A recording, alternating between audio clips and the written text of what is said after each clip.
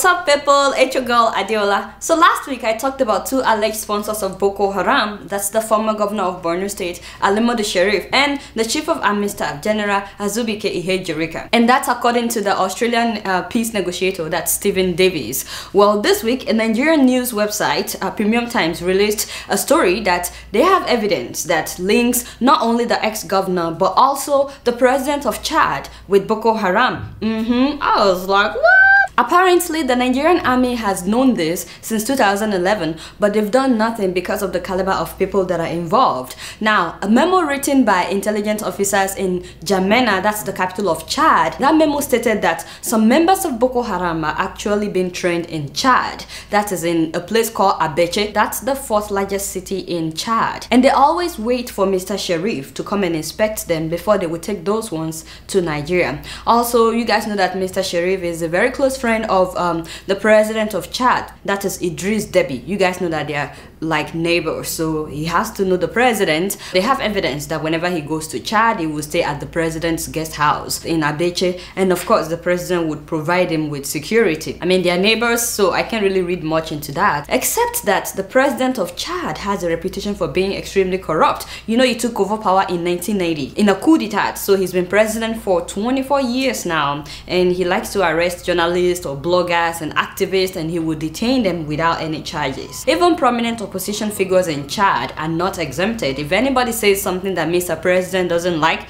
that's it. The person would be arrested, harassed, and intimidated, as well as humiliated. Which is why human rights organizations like Amnesty International, Freedom House have repeatedly rated Chad as one of the countries with the least freedom. In fact, some safety and security index has rated Chad as worse than Afghanistan. So the president is a dictator, but to the Western world, he is seen as a partner in peacekeeping operations because he has helped the French to overcome the Islamist insurgents in Mali. So I'm not surprised that no Nigerian president has visited Chad since this man became president, except President Goodluck Jonathan. So this man rigs every election in Chad in order to remain in power.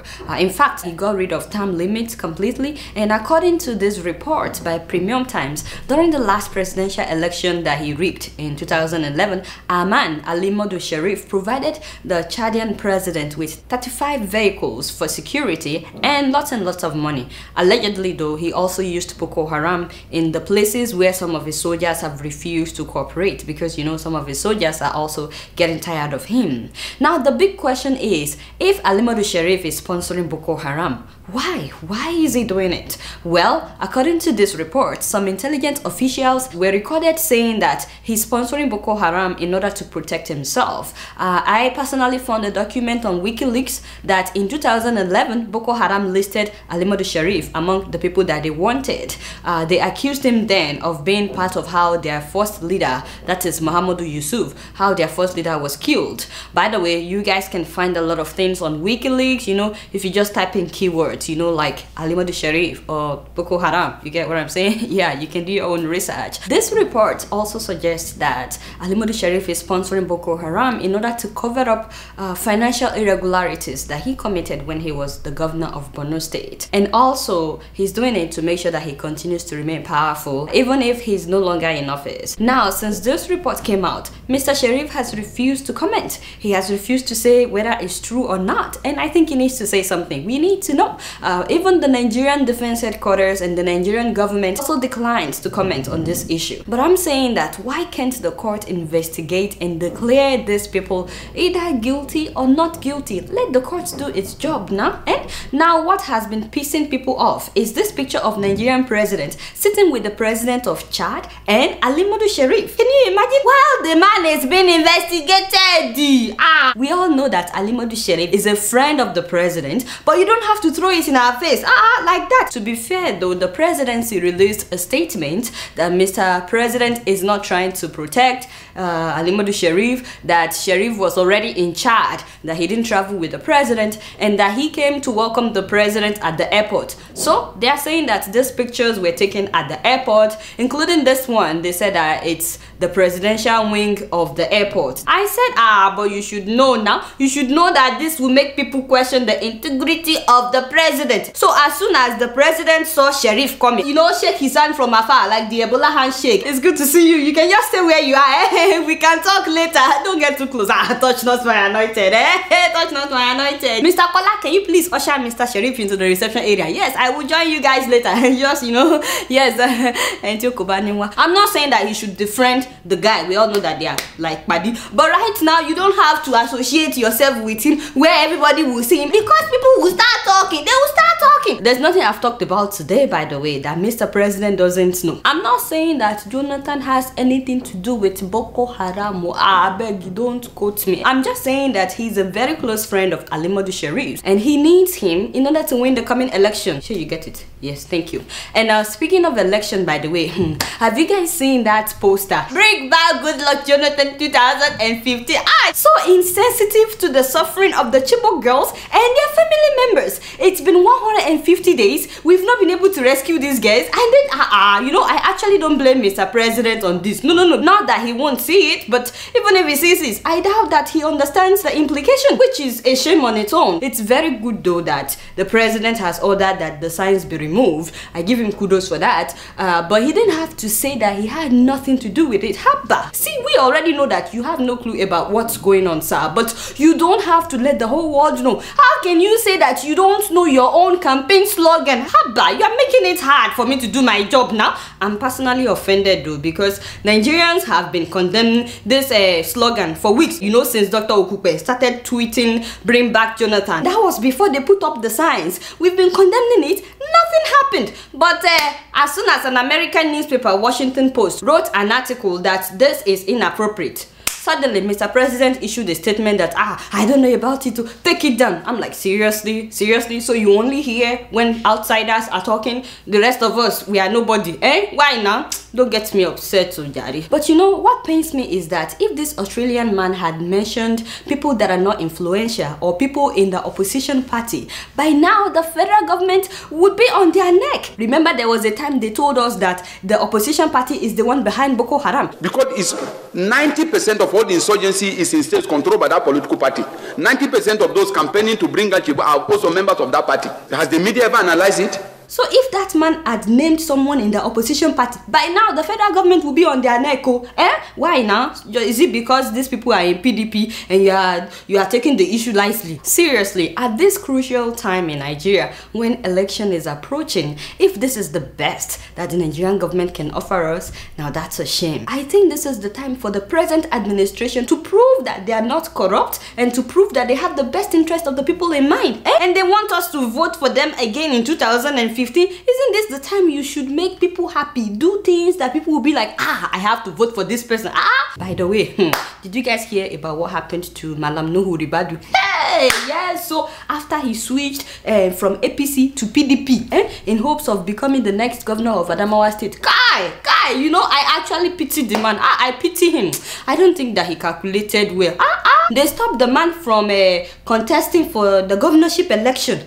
I pity the man. You know, some people are saying that, oh, he will run in 2015. But I mean, who are we kidding? Whoever is elected now to finish the tenure of the governor that was impeached, that person will also want to run in 2015. You don't think so? And we all know that it's very hard to defeat a sitting governor. Yes, I mean, but no be me talk am. Waiting be my own. Guess what? I'm just keeping it real.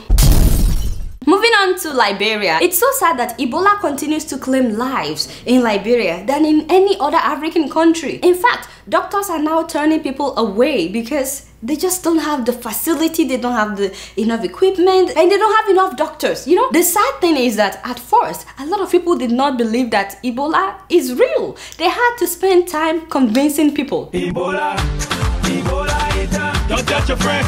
Do you guys ever worry about Ebola? Do you think that's real? No. The government said nobody should eat bushmeat. If Ebola was here, a lot of people would be dead. Ebola, no Ebola in Liberia. That video is a couple of months old now. They had to spend a huge amount of time convincing people that this thing is real. So by now, I believe that everybody knows that the thing is real. But you know, one thing that worries me is that a lot of Liberians are writing me that there is no public record of all the money that is being donated to Liberia to fight Ebola. But what is going on now? When will you put out a public record of all the money that is being donated and how the money is being spent? You have to do this so that people won't start talking. I know it takes time, but really, so many individuals, the international community, government bodies, and non-government organizations have donated millions of dollars for Liberia alone, and I think that it would be good that they have a public record so that people won't start talking. For example, they are saying that many Ebola patients are starving. They said they are starving. I saw the video of this man who escaped to go and steal food because he was starving.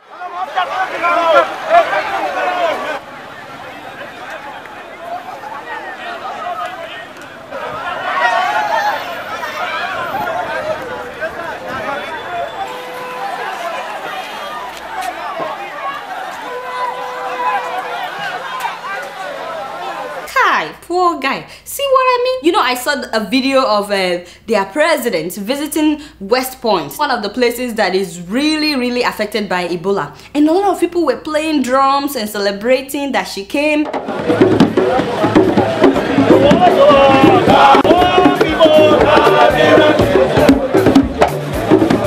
In fact, some people had posters that now that she's here, that they've defeated Ebola. And I'm thinking, people are dying. What kind of protocol are we still observing? Putting up a ceremony when people are dying. To be candid, I think that our main contributor to the spread of this virus is the failure of the government to take care of basic amenities in the first place. You know, if everyone has electricity in Liberia, which they don't, you know that they'll be able to talk to people on TV about the reality of Ebola and how to prevent it, instead of having to go from house to house to tell people that, hey, look here, my friend, this thing is real. Many people had already contracted the virus now. Also, I can't imagine the ambulance that are taking people to the hospital on some of these roads. Abba, really? For this not to happen again in Liberia and in all other countries as well, we have to take some drastic steps and put some structures in place. First of all, basic amenities. It's time. I know that the war did a huge damage, but it's time to rebuild Liberia. We need to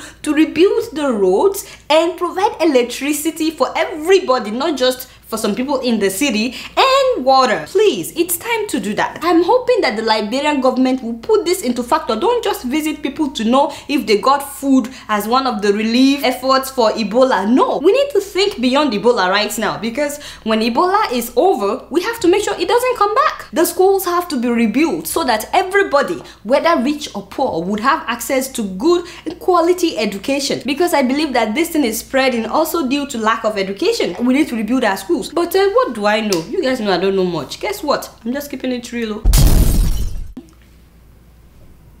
Hey, I beg, give me 1 minute. Give me 1 minute, I beg. Hey, now. I thought my eyes were deceiving me. Haba. Hey, whoa. The first lady of Zimbabwe has come again, no. She has come again, no. Hey, Gucci Grace. I mean, disgrace, like some people call her. Not like disgrace, but like this. Never mind. You know what I mean. Yes. Sometimes you just open your mouth.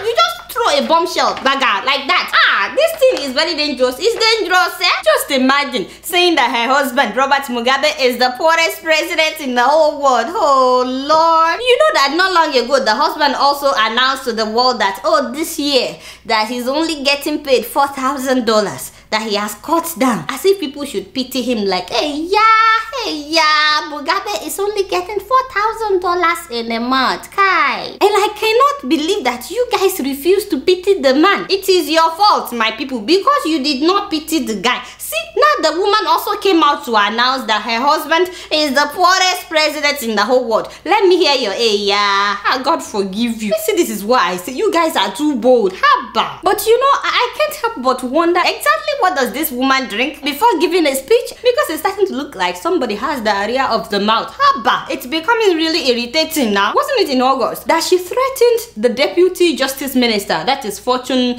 Chassis, in front of everybody? I might have a small fist, but when it comes to fighting, I will put stone inside my fist to enlarge it. I can even put on gloves to make it bigger.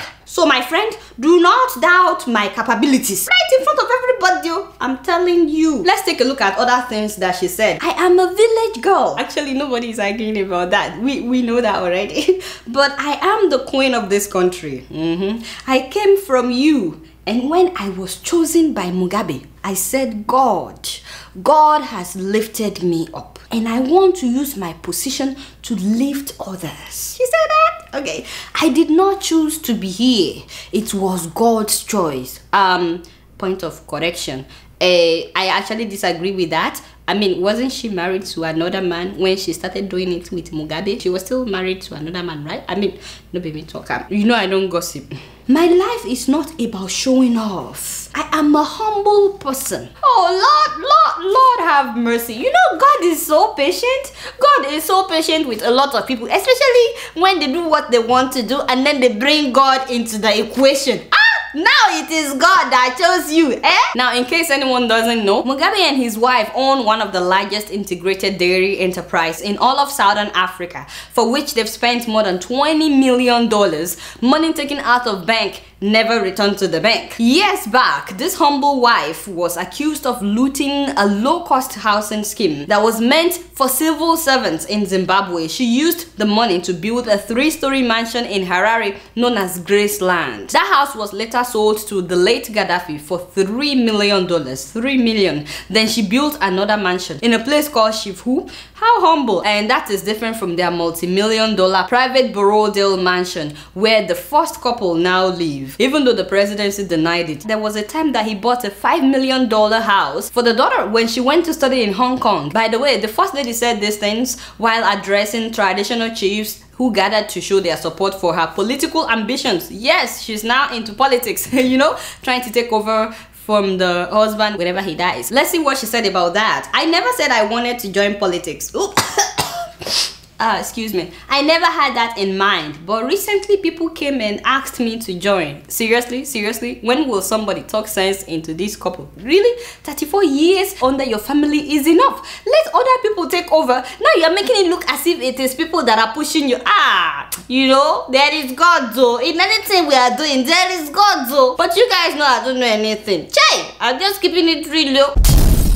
So I recently got an email from a Ghanaian viewer accusing me of turning blind eyes to a very serious issue, and I must agree with this viewer that the issue of where you wee-wee and where you poo-poo is a very serious issue. Yes, apparently in Ghana, some people like to go and do their business by the beach. Out in the open. What? Listen to what the viewer said. Dear Adeola, people defecate at the shore every morning in Ghana. They call it unkwano. I didn't know that. This must stop. This must stop. Yes. Oh, wait a minute. I think it has more. This must stop. Even though the fishes are fatter and tastier because they eat human excreta. What? Oh my God! Oh my God!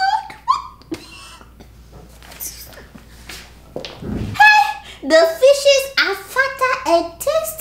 Them is in trouble. Hey, call it the war. Call it the war. Tell them. Whenever we go to Mama Kweku, what do I always order? Tell them now. The fat and tasty fish, fresh from Accra.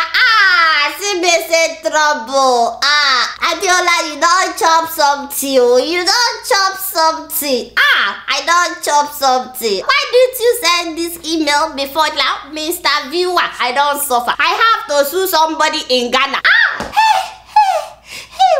Charlie, why would people go and do it by the beach? All of you that have been doing it by the beach, God go punish you. And it's not as if these people don't have a choice. So, in fact, I heard that not long ago, President Jerry Rawlings went to commission a new public toilet somewhere in the central region. Would you guys believe that after the ceremony, a fisherman was asked how he felt about the new facility, and he said to Mr. President, this toilet that you commissioned, we will not use it, we will not use it. And Mr. President was like, why? The man said, Abba, there is no air or breeze inside a confined area. You want us to be doing it in a confined area, but you know, when we do it by the beach, there's fresh air blowing on our bodies, you feel good. Can you believe that? And then this same fisherman and his friends, they started chanting during our grandfather's time. Where did we do it? Umpalo, which means by the beach. You get what I'm saying? During our father's time, where did we do it? Umpalo, until we die. Where will we do it? Umpalo. I learned that Mr. President was short of words. He just looked at them and he said, "Kai, even cats, when they do their thing, they cover it up." And some of them got angry. They said that the president is saying that cats are better than them. But how do you convince people like such farmers not to do it in the open by the beach? No wonder now I know why my friend Charlie, why he was so embarrassed when he came back from Ghana last summer. You know, he took a friend from Brooklyn to go and see Ghana on a vacation. And while they were exploring the beach at Cape Coast, you know that it's a huge tourist attraction. So many people visit there because of the slave dungeons. Guess what my friend and his guest stepped into? They stepped right into poo-poo by the beach. So he didn't like talking about that trip at all. He said he felt so embarrassed, you know, trying to clean up poo-poo with his guests, that he's trying to show Ghana. He's not a good rapper for Ghana now, especially because, you know, it is called the gateway to Africa. That is not correct. That is not correct. Please, my Ghanaian people, whatever it would take to clean up the beaches and stop people from excreting there, I'm begging you. And remember all the fat and tasty fish that Adeola have eaten from Mama Kweku. Clean up the beaches, oh Jare. Clean up the beaches, yo. I can't believe this. You know, we used to have that problem in Lagos too. Yeah, before Governor Fashola cleaned up the whole place, people were defecating by the beach, which was why I stopped eating okueko. You get what I'm saying? And then I started eating the fat and tasty fish from Accra, only for me to know today. What was that? No, don't tell me that you put up that picture. No, we've been over this several times. You did not just put up that call it the war. My dear, I've given you enough warning. Where are you running to? I'm just coming from my karate class today. We just learned how to throw shoes. Come here. Before I read emails today, first of all, I'd like to remember all the people that we lost in the 9/11 terrorist attack here in New York 13 years ago. We will continue to remember these people. May their souls rest in peace. Also, just a quick update. I recently talked again about a woman that has breast cancer in Nigeria, Kuburat Yusuf. And I'm so glad that the very next day after that episode aired, her husband called me that some of you have reached out to him, that you're willing to donate money for her treatment. And I just want to take a minute to thank you, everybody that reached out to this man. Thank you so much for reaching out. My goal is that someday, that when Kuburat is well, that I can interview her and she can get to thank you herself. But to everybody that reached out, to her husband Victor, thank you so much. May God bless you all. And not just that, a few weeks ago I talked about the plight of Nigerian students in Russia and Ukraine that went there on federal government scholarship and that they had not been paid for about 14 months. Their tuition as well as their stipend had not been paid. I'm so glad to report to you guys that few days after that episode aired, one of the students contacted me that the federal government had paid their tuition and their stipend. And I just want to thank the Nigerian government for doing something about that. Thank you so much. I'm not saying that they took an action because it aired on Keeping It Real, but just in case they had of it on Keeping It Real, thank you so much for taking the step and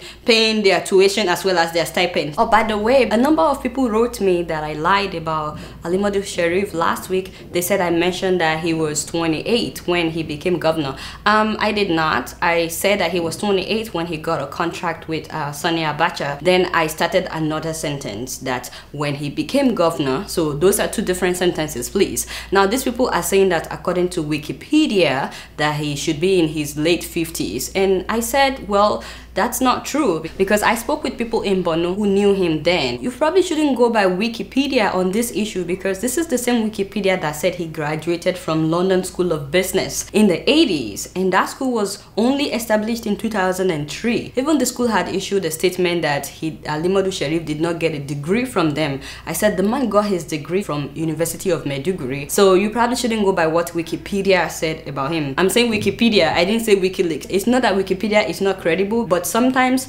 people write things on Wikipedia that may not be credible. Now, I got a very sad email from a Keeping It Real viewer who says, "Hi Adeola, I like your assistance in raising awareness about the tragic incident that happened to my cousin Samuel Idala Eshun. He was murdered in his home in Abuja on the 28th of August 2014 by 3 armed robbers. He was shot in the presence of his wife, his 8-year-old son, and his 6-year-old son. He was later rushed to the hospital in Abuja but was denied treatment without a police report." Seriously, you need a police report before you can get treated for a gunshot in Abuja, the federal capital? Oh my god, this is sad.